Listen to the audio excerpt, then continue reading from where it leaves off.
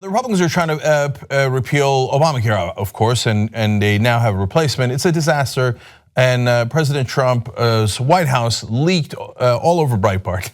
Funny imagery. Anyway, about how Paul Ryan was responsible, and this is a terrible bill, etc.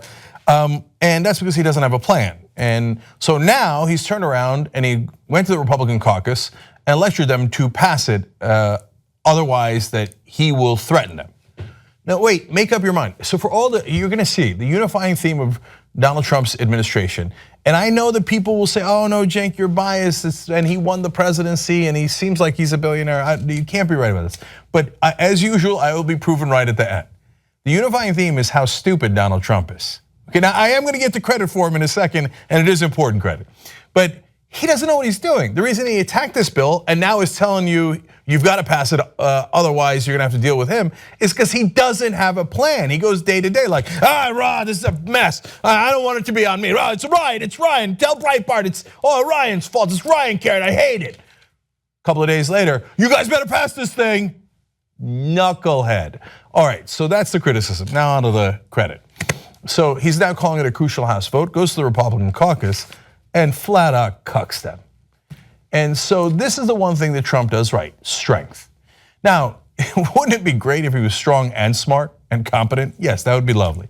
But that is not what we have here. But on strength alone, you can win elections. Now, if you've been watching the Young Turks for a long time, you know that I've said this from day one. I've been saying this for 15 years. Number one, most important thing in politics is strength. People love strength. The Democratic Party, of course, can't get that through their thick heads. They're like, no, I think the American people love weakness. Okay, so Trump goes into the caucus and he bullies them. And is it gonna work? Of course it's gonna work. They're weak ass politicians. So let me explain. Well, let's go to the Hill here. They explained during a closed door meeting in the basement of the Capitol, Trump told rank and file House Republicans, if the party is not successful in passing its health care bill, quote, I believe many of you will lose in 2018, according to a source in the room. Okay, so throwing down the gauntlet. Now, a lot of the mainstream media and the establishment folks will look at that and go, oh, ghastly, right? I don't think so. I think that's how you get things done. So he's like, you pass this, otherwise you're gonna have problems with me. Let's give you more details. John Duncan, who was in the room, Republican from Tennessee, says, he told us if we don't pass this bill on Thursday, it will put everything in jeopardy, and that he wants to do his agenda. So, and he basically talked about taxes as well. He's like, look, man, you want even bigger tax cuts, and I know all your donors do. You better do this first. Threats in politics, it works. You can't only have threats, but you can't also only have hugs like Obama and the Democrats do.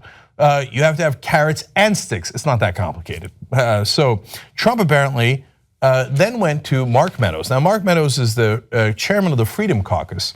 That's about 40 Republicans who are super right-wing and thought that this already draconian healthcare proposal was not draconian enough. It's like, what? I mean, the senior citizens, some of them will still be alive. And my tax cuts for the super rich don't kick in for another couple of years. I want them right now, okay? So they're trying to pull this bill even further right. And by the way, talking about carrots and sticks, Trump has actually made this bill even more right-wing. And so he's saying, now that I did that, you better pass it. But he goes to Mark Meadows and points him out specifically. He says, I think Mark Meadows will get there too. Then there's uncomfortable laughter in the room because he's pointing him out specifically. And then he says, because honestly, a loss is not acceptable, folks. He operates like a mob boss. But again here, mob bosses are effective because they scare the bejesus out of people, and the capos do as they're told. And if you don't have a strong boss, they'll do whatever the hell they like. So my guess is that that was received. In fact, people in the room said Meadows' face turned bright red, and then Trump then went on to say, oh, Mark, I'm coming after you. I hope Mark will be with us in the end. Damn, more uncomfortable laughter. But he ain't joking. Credit where credit is due. This is how you do politics. Not pretty please, not would you like to play golf with me? Can we have a beer summit? Can you come over and we'll play Scrabble? Okay, Mark, you're either with me or you're gone. That's how you play hardball. Okay, even a GOP member in the room said Mark Meadows got slapped around big time. He David D. Schultz them, man. Yeah, that's an open-handed slap, boy. What are you going to do? You're going to sit there and bleed all day? No, that's Tombstone. And Mark Meadows was like, I'm still not voting for the bill. My caucus is unclear, though. Oh, are they? I thought they would be.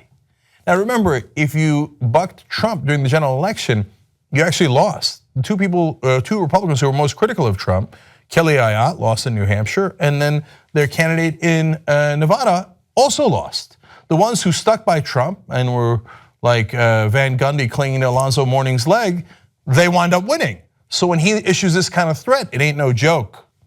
So The Hill also says Trump received a pair of standing ovations as he entered the room.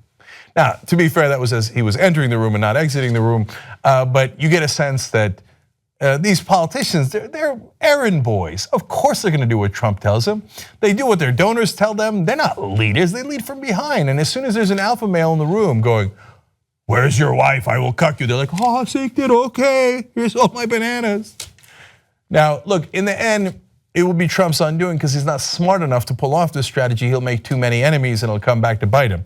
But in the short term, it'll work, it'll scare them, and they'll get in line. They're Republicans, they're authoritarians by nature. That's what they do. And if you got an alpha male like Trump in the room, they will fall in line. Support independent media and get the whole Young Turks 2-hour show and other network shows all ad-free. TYTnetwork.com/join. Come join us today.